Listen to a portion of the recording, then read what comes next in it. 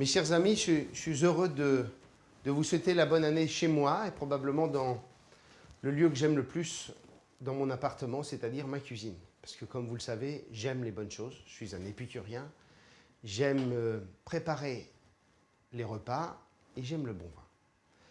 Bref, je suis français en quelque sorte.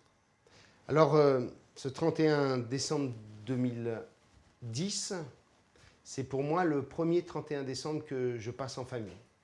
Les 3 précédents, je les avais passés au milieu des troupes. Le 31 décembre 2007 au Tchad et puis les 2 années suivantes en Afghanistan. Ça a été pour moi 3 réveillons extraordinaires qui resteront marqués à tout jamais dans ma mémoire. Ce sont des moments de construction parce que des moments intenses, des moments forts, avec celles et ceux qui, aux 4 coins du monde, défendent les valeurs de notre pays. Alors, je n'ai pas la gueule de bois pour autant, je n'ai pas de nostalgie. Je voudrais simplement aujourd'hui vous souhaiter une bonne année et vous dresser le chemin qui est le nôtre. En quelque sorte, dresser le calendrier de l'année 2011. Et ce calendrier, pour moi, il est marqué de 2 pages nouvelles. La première page, c'est de partir à la rencontre des Français. Dès le début de l'année 2011, je vais commencer un Tour de France.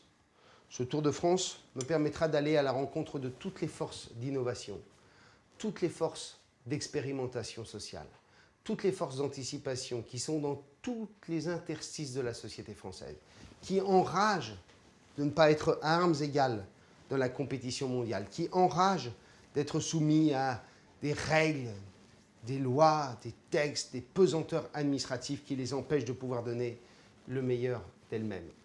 Eh bien, ces forces-là, je vais aller à leur rencontre avec humilité, avec d'abord la volonté de les entendre, de les écouter, de les comprendre, et à travers cela et à travers leurs mots, de forger progressivement ce qui doit être notre projet politique pour l'année 2012 et pour les échéances électorales.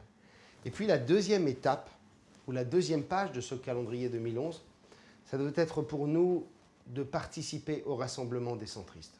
Nous l'avons déjà fait en créant le nouveau centre. Le nouveau centre, c'est aujourd'hui 17 000 militants, 2 000 élus locaux, quarantaine de parlementaires. C'est grâce à ce parti que le rassemblement des centres peut exister. Si nous n'existions pas, le rassemblement des centres ne serait même pas évoqué par les médias.